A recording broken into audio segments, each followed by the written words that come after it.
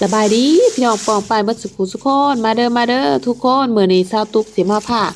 หมู่เจ้าเฮ็ดแกงเฮ็ดละโงกเด้อหมู่เจ้าเด้อชาวตุกไปตลาดไปเพาะเฮ็ดละโงกชาวตุกก็ซื้อมาครึ่งโลเด้อหมู่เจ้าเด้อสิแกง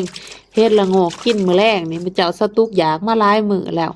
ว่าสิซื้อมากินมื้อใดก็บ่ได้ซื้อมามื้อนี้ชาวตุกซื้อแล้วมื้อนี้สิแกงให้สมใจอยากสิเฮ็ดคักๆแซ่บๆเลยหมู่เจ้าเด้อ มาเด้อผู้ใดอยากมาเด้อมากินน้ำสตุกเด้อสตุกซื้อมาครึ่งโล70,000กีบมื้อเจ้าโล140,000กีบแพงหลายสตุกก็ซื้อมาครึ่งกิโลซะมื้อเจ้ากินให้หายอยาก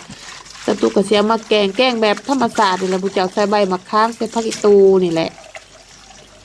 สตุกล้างเฮ็ดแล้วสตุกก็ล้างใบมะขามล้างผักอีตูก็สิเอามาแกงสตุกสิแกงใส่น้ำน้อยๆเฮ็ดออดเจาะแล้วสตุกบ่มักแกงเฮ็ดนี่แกงใส่น้ำละลายสตุกบ่มัก ใส่ใบมะขามลงไปใส่เกลือลงไปแป้งนัวน้ำปลาเบิดเท่านั้นได้เครื่องปรุงสตุกเพราะว่าเฮาแกงเฮ็ดมันบ่แม่นสิมีมันบ่ได้เป็นซีเมนต์ของมิ้นขาวอีจังคิงสตุกก็บ่ใส่แต่ใบมะขามเกลือมะเขือปลาแดกแป้งนัวแล้วเบิดเท่านั้นแหละ